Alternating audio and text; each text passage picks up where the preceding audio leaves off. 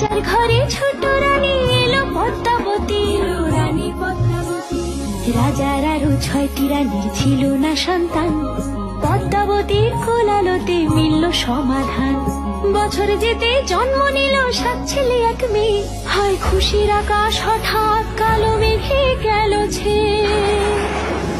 হিংসেতে যায় জ্বলে পুড়ে বাকি 6টি রানী, যুক্তি করে ঘটায় ওরা 7 কুমারের হানি।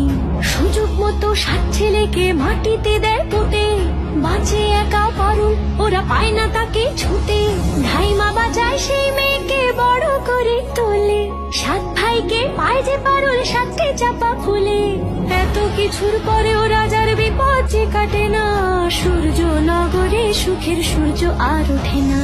হিংসা বিবাদ বিচ্ছেদ আর প্রেমের কাহিনীতে পারুল বোন কি পারবে 7 ভাই চম্পাকে জাগাতে।